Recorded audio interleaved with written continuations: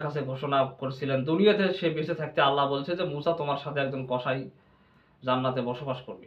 তো এই বিষয়ে একটু আলোচনা করার জন্য। কথাটা ঠিক। হযরত মুসা আলাইহিস সালাতু ওয়াস সালাম উনার জামানায় আল্লাহ পাক উনাকে ঘোষণা করলেন যে, "মুসা তোমার সাথে একজন কসাই জান্নাতে বসবাস করবে।" মুসা নবী এই খবর পরে রেগে অনেক আগুন হয়ে গেলেন। আল্লাহ আমার সামনে কেমন কসাই বসবাস করবে? আমার সাথে জান্নাতের মধ্যে কেন কসাই বসবাস করবে? আমি একজন নবী। আমার সাথে না হয় অন্য কোন নবী জান্নাতের মধ্যে বসবাস করবে, অন্য কোন সাহাবী বসবাস করবে। আমার সাথে কেন একজন কসাই জান্নাতের মধ্যে বসবাস করবে? আল্লাহ আমি এর কারণ জানতে চাই। আল্লাহর কাছে দরখাস্ত করলেন আল্লাহর নবী মুসা। এই খবর যখন আল্লাহর কানের কাছে পৌঁছে গেল, তখন আল্লাহ বলল, মুসা রে তুমি অত ব্যস্ত হইও না। কালকে তুমি যেই বাজারে মাংস বিক্রি করো, গোস্ত বিক্রি করো, সেই বাজারের মধ্যে যায় দেখবে একটা কসাই একটা বড় বট গাছের নিচে গোস্ত বিক্রি করে, গরুর গোস্ত বিক্রি করে। যখন এই কসাই গোস্ত বিক্রি করে বাড়ির দিকে আসবে, তুমি তার পিছে পিছে আসিয়া ফলো করবা, দেখবা ওই কসাই কি করে। হযরতে মুসা আলাইহিস সালাতু ওয়াস সালাম চলে গেলেন কেনানের ওই কসাইয়ের যে বাজার আছে সেখানে চলে গেলেন। সেই বাজারে যাইয়া দেখেন ওই কসাই গরু জবাই করলেন। গরু জবাই করার পরে আপনারা ভাইয়েরা সবাই জানেন গরুর কিন্তু ওই চরুর মধ্যে একটু গোস্ত বেশি থাকে।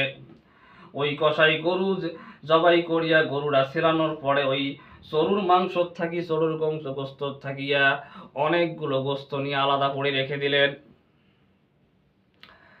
আলাদা করে রেখে দেওয়ার পরে গোস্ত বিক্রি করে টাকা পয়সা সব গোছগাছ করে নিয়ে ওই যে গোস্তটা রাখছিলেন সেই গোস্তটা ঝোলার মধ্যে নিয়ে ওই কসাই বাড়ির দিকে রওনা হলেন। মুসা আলাইহিস সালাতু ওয়াস সালাম আল্লাহর নবী, তিনিও ওই কসাইয়ের পিছে পিছে রওনা হলেন। এক পর্যায়ে কসাই বাড়ির ভিতরে ঢুকে অনেকক্ষণ পর্যন্ত নাই 1 ঘন্টা যায়, 2 ঘন্টা যায়, 3 ঘন্টা যায়, 4 ঘন্টা যায়, কসাই কিন্তু আর বাড়ির থেকে বাইরে হয় না। ভাইরা আমার, মুসা আলাইহিস সালাতু ওয়াস সালাম অনেক রাগী মানুষ, নবী মানুষ, তার তো অনেক কাজ আছে। তিনি আর দেরি না করে ওই কসাইকে ডাকা আরম্ভ করে দিলেন, ডাকা শুরু করে দিলেন। এত ডাকে কসাই কিন্তু আর ঘর থেকে বাইর হয় না, বাসার থেকে বাইর হয় না।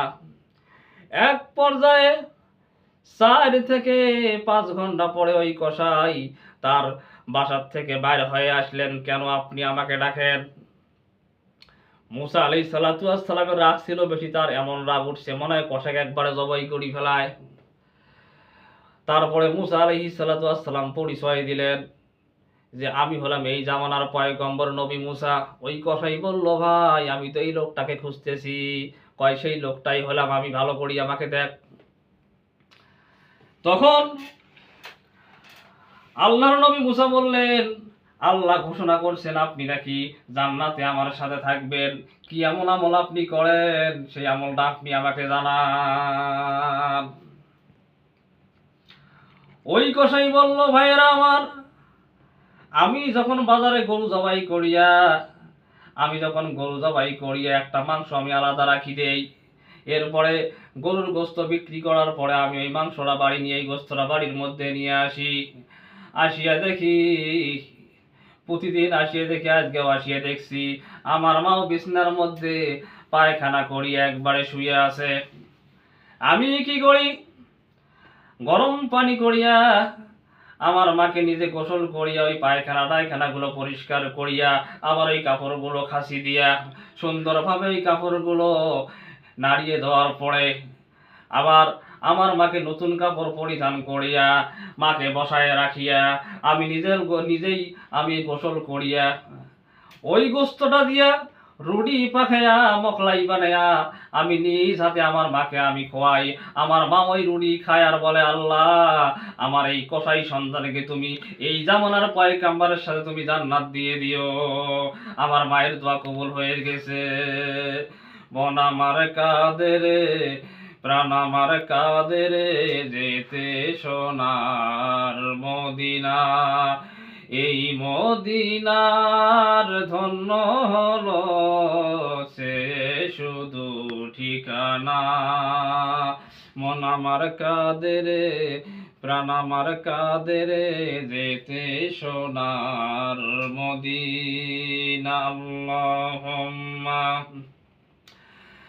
সাল্লি আলা সাইয়্যিদিনা মাওলানা মুহাম্মাদ ওয়া আলা আলি সাইয়্যিদিনা মাওলানা মুহাম্মাদ। হে নবী আপনি আসিবেন বলে জানাইয়া দিলেন জবুর ইনজিলে। তোমার প্রশংসা পাইলাম নবী ইনজিলে। ইয়া নবী সালাম আলাইকা ইয়া রাসূল সালাম আলাইকা ইয়া হাবিব সালাম আলাইকা সালাওয়াতুল্লাহ আলাইকা। আসসালামু আলাইকুম ওয়া রাহমাতুল্লাহ।